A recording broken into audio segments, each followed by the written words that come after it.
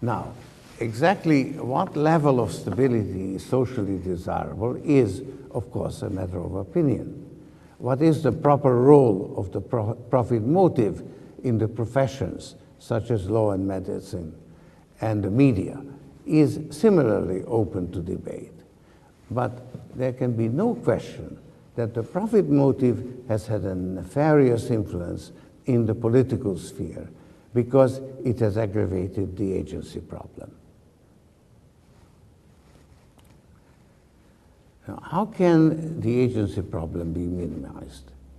It's too much to expect those who have a vital special interest at stake not to lobby Congress.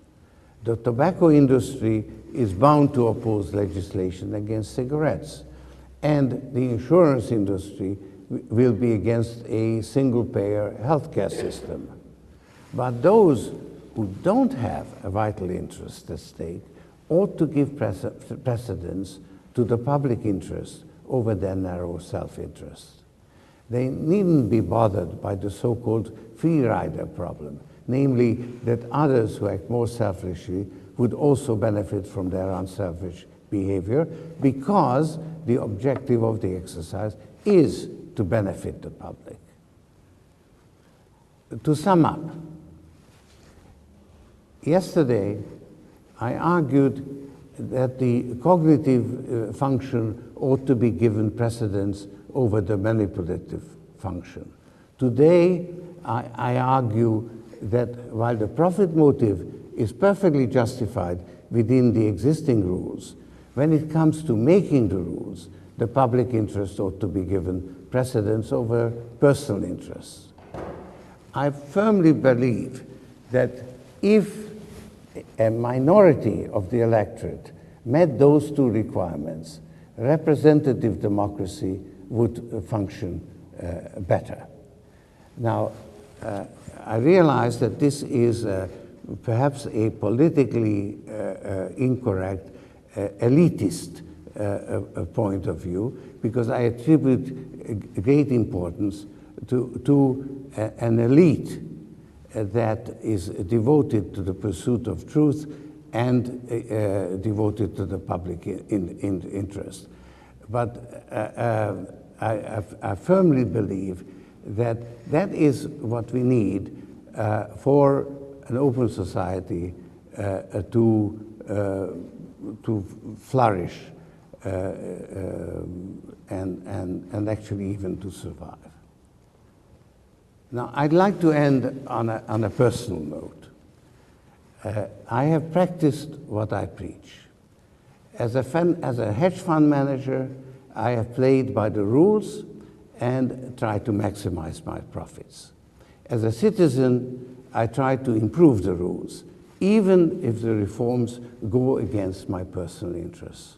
For instance, I support the regulation of hedge funds, along with other financial institutions. I firmly believe that if more people followed this precept, our political system would function much better. I also believe that foundations like mine can play an important role exactly because so few people follow that precept. In the Open Society Institute, we have made it our business to protect the public interest against the encroachments of private interests. We are also supporting civil society in holding governments accountable. I would describe these endeavors as political philanthropy, and I believe that it can make a greater contribution to make the world a better place than more conventional philanthropy, because fewer people are engaged in it. I'm in a privileged position. I'm more independent than most people because I don't depend on clients or customers, and I feel under a moral obligation to put my privileged position to good use. I'm, of course, greatly outgunned by special interests, but at least I have the satisfaction that my money has greater scarcity value. The trouble is that special interests also seek to disguise themselves as protectors of the public interest. And it takes a discerning eye to discriminate between the genuine and the phony, especially as both sides are forced to resort to similar methods of persuasion and manipulation. In the absence of objective criteria, one can only reach a judgment by a process of trial and error.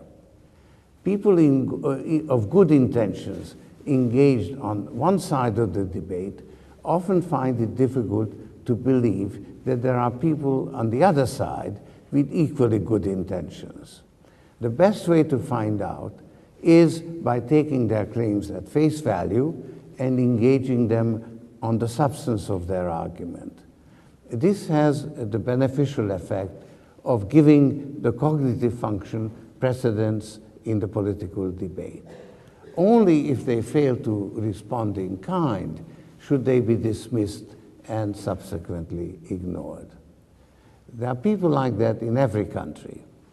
Unfortunately, in the United States, they are not ignored. They have become very influential. Whether the electorate also refuses to be influenced by people who try to manipulate them with total disregard for the truth is the test that every open society has to pass to remain open. Given the success of Orwellian propaganda, America is not doing very well in this regard. The political process, which has served America well for 2 centuries, seems to have deteriorated. We used to have 2 parties competing for the middle, but the middle ground has shrunk, and politics have become increasingly polarized. President Obama has done his level best to reverse the trend. He has tried to be the great uniter, but to no avail. In the end, how a democracy functions depends on the people who live in it. I believe that if more people separated their role as political participants from their role as market participants, American democracy would function much better. It's up to each individual. That's what I have done, and even a small minority could be helpful in rebuilding the vanishing middle ground. Thank you.